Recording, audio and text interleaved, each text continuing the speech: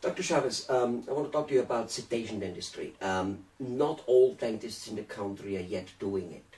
Relatively few, in fact. Number one, why is that? Is there some special training needed? And tell us the advantages of it, and if there are any disadvantages and side effects, tell us them too, please. Yes.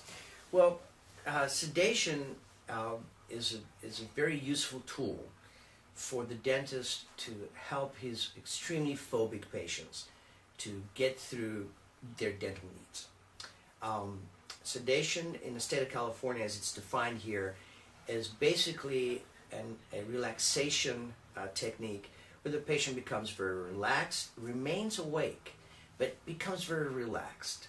Sometimes they may actually fall asleep, but we try to wake you up and stay in continuous communication with you. Okay? It's not designed for you to pass out and just zonk out. We want you to be awake, but we want you to be relaxed. It's really more about dealing with extreme phobias. It's got nothing to do with whether or not you experience discomfort.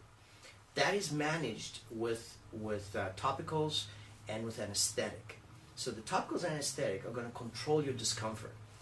The sedation really is designed to just relax you and get you through all the anxiety that some patients have.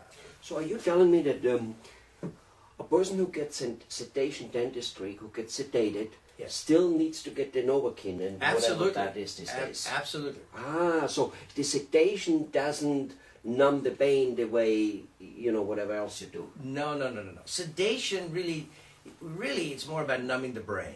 It's more about relieving anxiety. It's a better substitute to laughing gas. Is that what it is? Yes, it's I'm probably crude here in the analysis. Yes. We use laughing gas as a technique to handle stress, to relax the patient, to get them to not be so fearful about what they're imagining is going to happen to them, because it's really what they imagine. Because really, dentistry today, we can, by and large, get you through almost any dental procedure, no matter how long it is, no matter what it is, without any pain.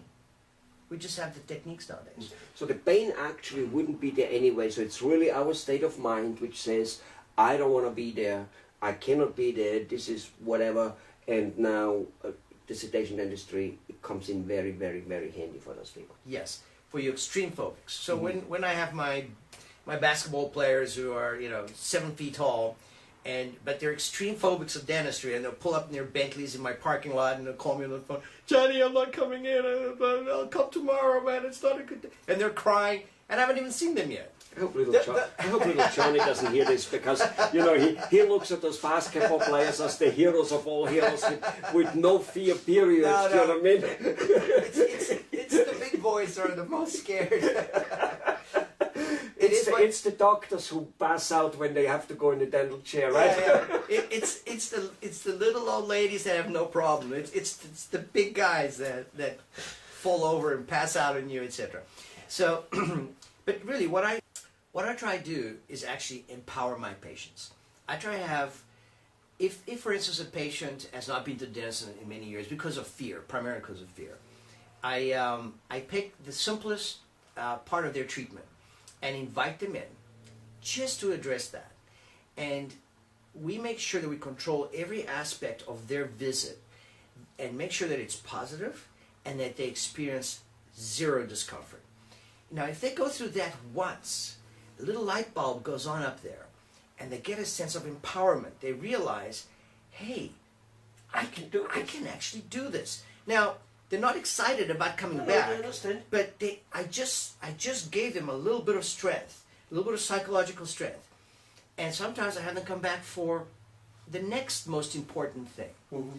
And step by step, they start to realize they can handle this. So what you really try to do is try to talk them out of it. You try not to do that. You try not to literally make an extra buck here, because I'm sure this stuff costs money. Yeah, no, it's expensive. Right. It's expensive. So you try it because it has no for you in terms of working with the guy has no advantages. Well, listen. I have a philosophy. I'm a minimally invasive dentist. So, so I come I'm sure from people like that. I come from a point of view where I want to touch you as little as possible. I want to get you to be where you want to be, aesthetically or functionally, etc. But figure out how can I do this with you keeping as much of your body parts and invading you chemically as little as possible. So if I don't have to numb your brain or give you medications to dope you up so you can emotionally get through this, and I can empower you and let you get through it and be totally fine and have no pain and be and realize that you own this. You own this experience. Yeah. You're not an emotional cripple. Yeah. You don't have. I can only go to the dentist when I'm knocked out. I have to be out. Yeah. You know, Yeah. and that's the kind of person I am.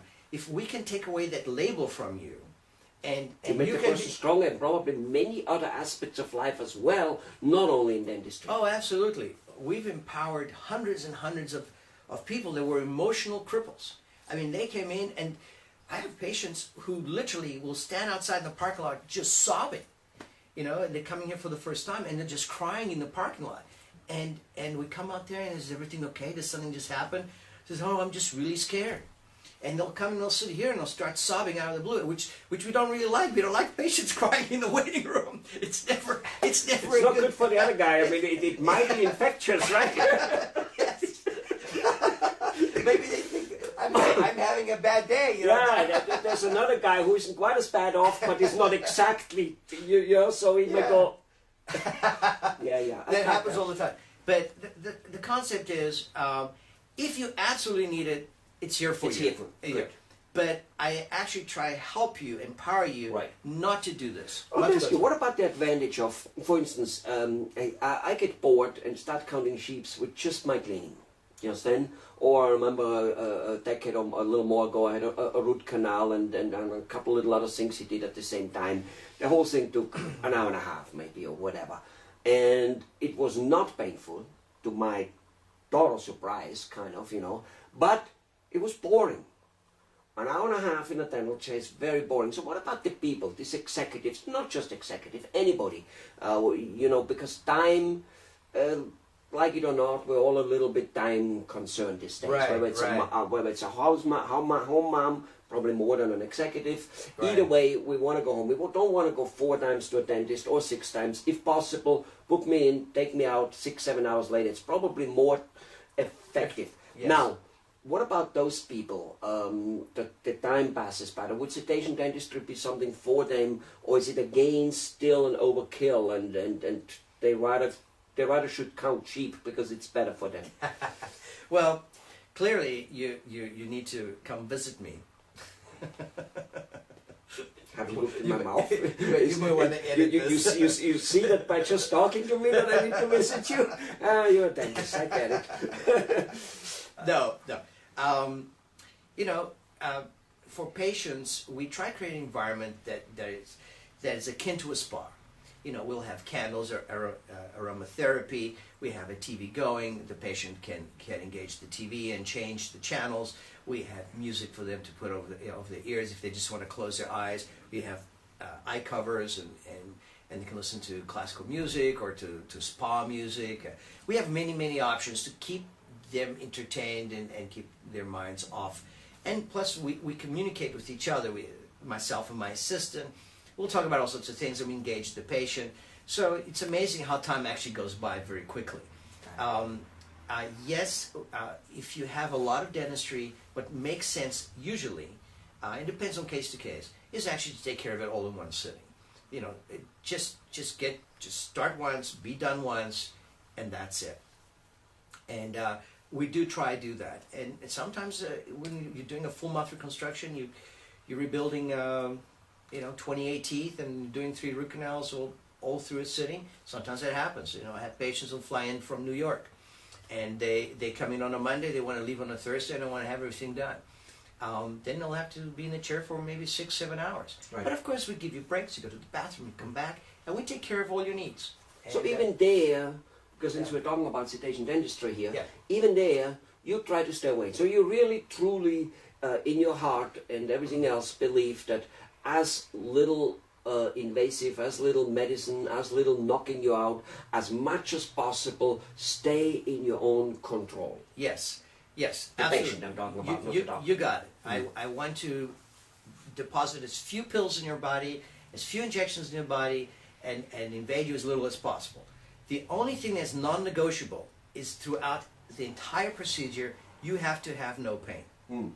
That's the only part that's non-negotiable. So you'll get gallons, well, you'll never get gallons, but you'll get as much anesthetic as you need in order to be safely pain-free. to keep you pain-free. Yeah. And that will be the limiting factor. Right. In fact, if I can't keep you pain-free, then that will terminate.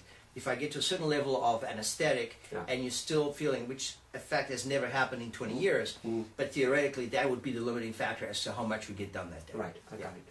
Good. Wonderful. Wonderful news about, yes, sedation dentistry is here.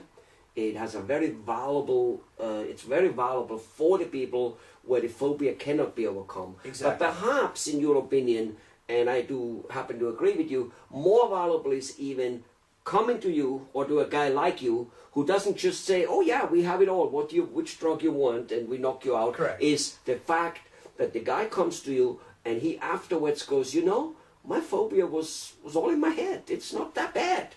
And he now can probably talk to his kids a lot better too and say, hey, this business isn't all that bad. Where before he might have said it but lied through his teeth. And now he can truly say, you know, this isn't all that bad. And I'll tell you something else. Of all the patients that I've done sedation, I've done hundreds of cases, of all the patients I've done sedation, I can't think of a single one today that still needs sedation. So we've been able, even the ones that we could not convince them. Are you sure you're in the right business? You should be in the psychiatry business or in the counseling business. Well, you are, right? I mean, that's it. It's just you're combining it, right? I totally am. Half of what I do is manage people's emotions, and you really have to be empathetic. You really have to sense where the person is. Some patients will come in, they'll be very quiet. Those are the ones you know you need to just slow down, just be in the moment with them. And you got to respect their fear. You got to respect their emotions, their fear, or whatever's going on. You got to respect them Because they have it. They're real to them. Yeah, it's very real to them. Absolutely. You are a lion.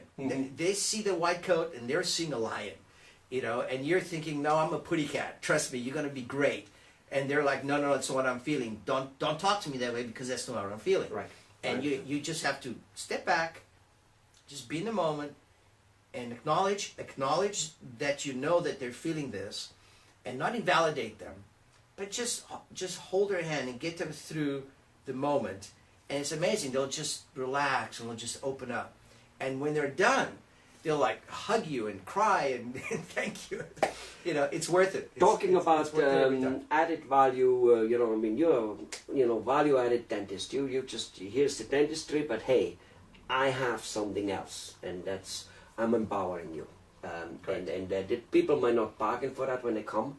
They may not know it happens till quite a time later, but I'm sure then they will kind of remember that turning point. Thank you very much.